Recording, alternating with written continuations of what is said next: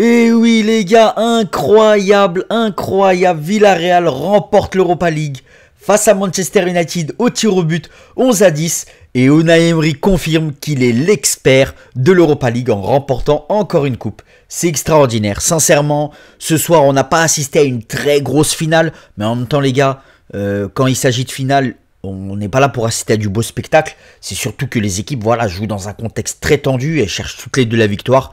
Et ce soir, voilà, on n'a pas vu non plus des équipes resplendissantes, mais on a vu quand même une équipe de Villarreal qui a su mettre en difficulté Manchester United, qu'on attendait vraiment un peu meilleur et qui au final nous a proposé un piètre spectacle.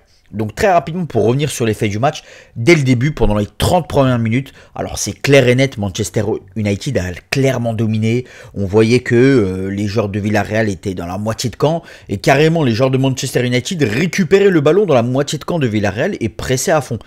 Et un petit peu contre le cours du jeu, même si c'est pas totalement vrai, puisque Villarreal, un petit peu avant leur but à la 29e minute, commençait un petit peu à sortir la tête de l'eau et à timidement attaquer, ils marquent ce but.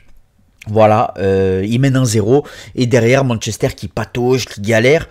En deuxième mi-temps, Villarreal qui arrive avec des meilleures intentions qu'en première. Ils attaquent, ils essayent de marquer et au final c'est Manchester qui égalise dans un petit cafouillage et Edinson Cavani comme d'habitude, voilà, le renard des surfaces inscrit son but. Mais au-delà du fait de cette finale, quand on regarde l'ensemble et la totalité du match, Villarreal mérite totalement sa victoire parce qu'on a vu que Villarreal, dans son style de jeu, a totalement maîtrisé la chose. Et ils ont défendu et ils méritent totalement la victoire. Les gars, ils ont poussé Manchester United jusqu'au penalty. Et à la fin, voilà, cette épreuve de tir au but. Certains vont dire que c'est la loterie. Moi, j'y crois pas trop. Mais ce qui me fait vraiment, mais vraiment, vraiment mal au cœur, c'est le fait que, voilà, c'est De Gea qui rate le penalty alors que c'est un gardien. Maintenant, tout le monde va dire, ouais, mais ils ont perdu à cause de De Gea et ainsi de suite. Non. C'est clairement pas de la faute de Terrea parce que pour moi un gardien il n'est pas destiné à tirer des pénaltys. S'il rate, voilà, ça arrive, et encore il l'a pas raté, c'est vraiment Rouli qui l'a arrêté. Donc voilà, pour revenir un petit peu sur le match, sincèrement moi j'ai trouvé Manchester United mais vraiment apathique, pittoresque, pitoyable, et c'est un peu à l'image des matchs que Manchester United nous proposait en Première Ligue. Pour ceux qui regardent un petit peu et qui suivent la Première Ligue, moi sincèrement je me suis énormément ennuyé devant la quasi... allez, je vais pas vous mentir, j'ai regardé une quinzaine, une vingtaine de matchs de Première Ligue cette saison, et entre autres, il y avait des affiches comme Liverpool-Manchester, Chelsea-Manchester, et ainsi de suite. Je me suis totalement ennuyé devant les matchs, et là, avec le match de Manchester, bah voilà, pendant les 15-20 premières minutes, j'ai vu un bon Manchester qui attaquait, et ainsi de suite, c'était plutôt séduisant.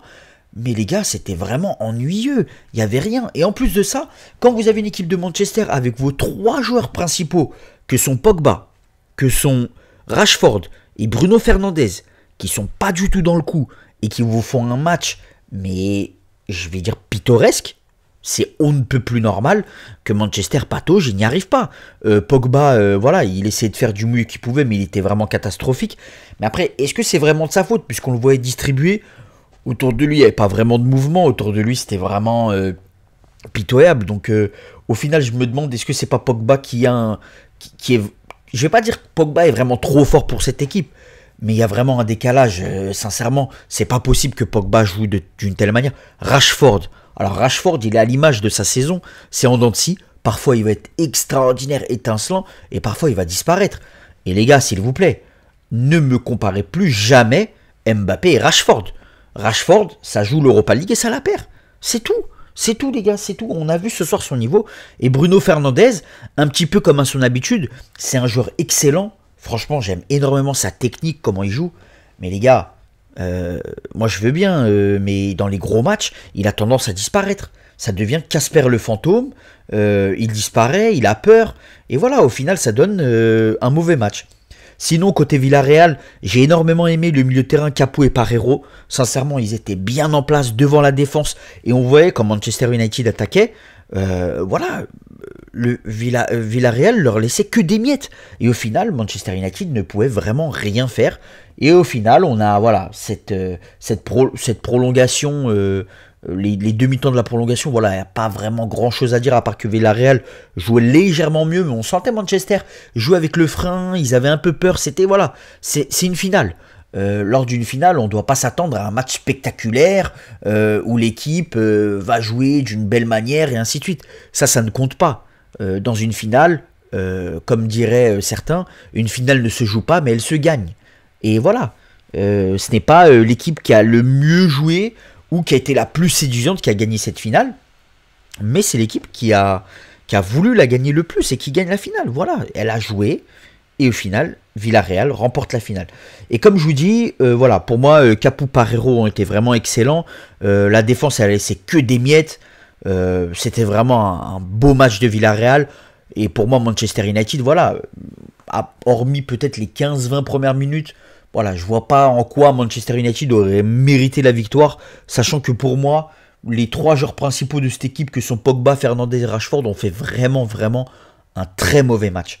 Et au final, voilà, comme je vous dis, il y en a beaucoup qui vont dire oui, mais les pénaltys, c'est une loterie, et ainsi de suite. Non, les pénaltys ne sont pas une loterie. On le voit tout de suite quand Solskjaer a sorti des joueurs et les a fait rentrer. Au final, on a vu que les 5 premiers joueurs de Manchester United ont tous mis leur but. Donc bien sûr que ce n'est pas une loterie. Après moi, ce qui me fait plus mal au cœur côté Manchester, c'est De Gea. Voilà, maintenant j'espère que il va pas non plus se manger toutes les critiques du monde. Il est gardien, le mec qui rate son penalty, sincèrement ça fait mal au cœur. Et ce qui m'a fait plaisir aussi, c'est de revoir Sir Alex Ferguson.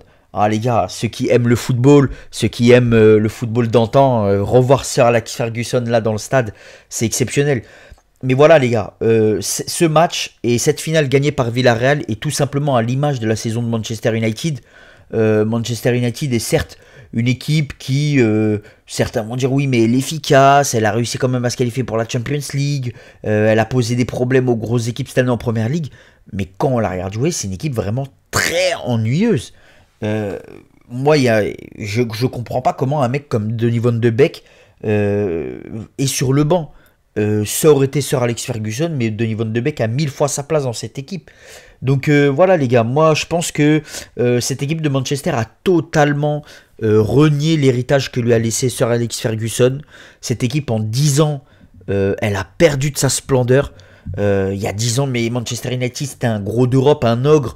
Quand on devrait affronter Manchester United, on devait trembler, on devait avoir peur.